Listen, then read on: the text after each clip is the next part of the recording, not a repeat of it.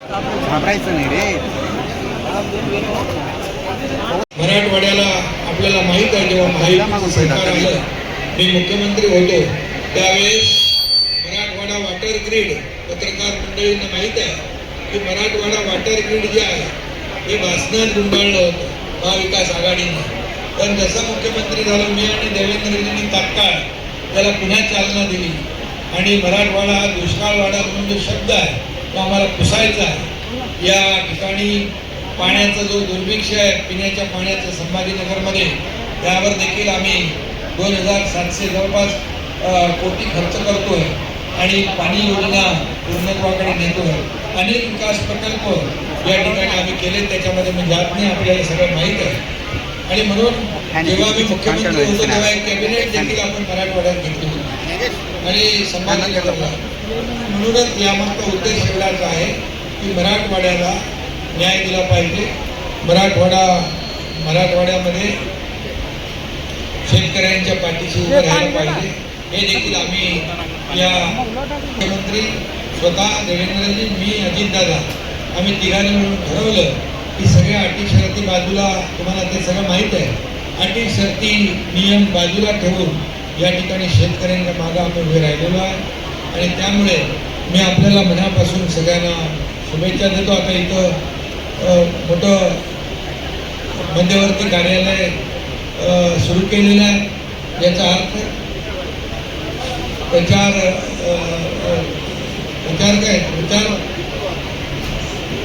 बिगुल वाजलेलंच आहे. आता काय, जेव्हा म्हणून मी सांगितलं निवडणुका आम्ही महायुती म्हणून आम्ही जिंकणार आहोत, महायुतीचा भगवा फडकवणार. अरे बाबा, आघाडी तिकडे आहे, आमच्याकडे तिकडे बिघाडी आहे, आमच्याकडे महायुती आहे.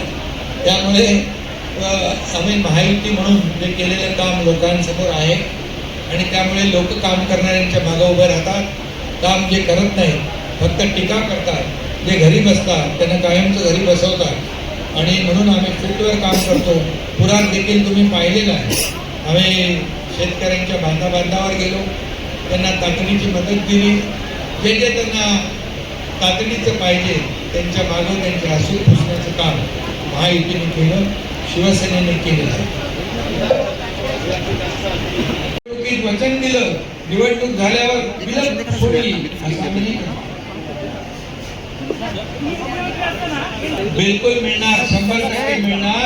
आणि याच्यामध्ये अगोदरच्या याच्यामध्ये थोडं शेतकऱ्याचं नुकसान होत होतं, म्हणून आता ते आम्ही बदललं, ते शेतकऱ्याच्या फायद्यासाठी बदललं.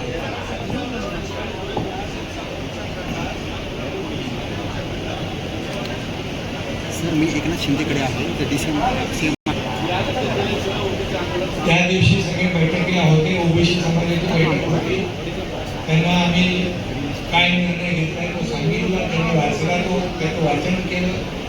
कुठल्याही परिस्थितीमध्ये ओबीसी समाजाचं आरक्षण काढून मराठा समाजाला दिलेलं नाही.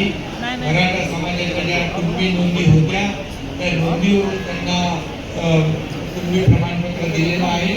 त्यामुळे आमची भूमिका पहिल्यापासून हीच होती, कुठल्या समाजाला देताना कुठल्या समाजाचं कमी करणं, ही भूमिका आमची आजही नाही.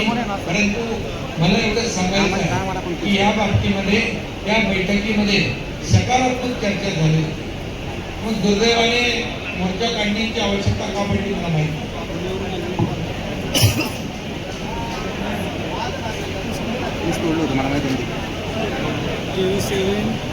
मला एकच सांगतो मी, हा शेतकरी आपला बळीराजा आहे, अन्नदाता आहे. आणि तो जेव्हा अडचणीत असतो तेव्हा त्याला मदत करणं हे प्रत्येकाचं कर्तव्य असतं. आणि म्हणूनच मी विरोधकांना देखील सांगू इच्छितो, आज त्यांच्या हातात काय पडलं पाहिजे. आज त्यांना जे दिलेलं आहे, आज 32,000 म्हणजे NDRF नोटीस आम्ही सगळे बाजूला ठेवून त्यांना मदत केलेली आहे. आणि म्हणून यावेळेस देखील विरोधकांनी राजकारण न करता शेतकऱ्यांच्या बाजूने उभं राहायला पाहिजे. नाही, असं मंत्र्यांनी म्हटलं असेल तर ते दुर्दैवी आहे. कारण शेवटी शेतकरी आणि सरकार, शेतकरी आणि आम्ही सगळे सरकार म्हणून आम्ही सगळे निर्णय घेत असतो. शेतकऱ्यांच्या मागे उभं राहण्याचं काम यापूर्वी केलं, आजही करू आणि जेव्हा जेव्हा शेतकरी संकटात येईल त्यावेळेस शेतकऱ्याच्या मागे उभं राहू. धन्यवाद. धन्यवाद. मध्ये कोणी घुसू नका. वायर पहा वायर.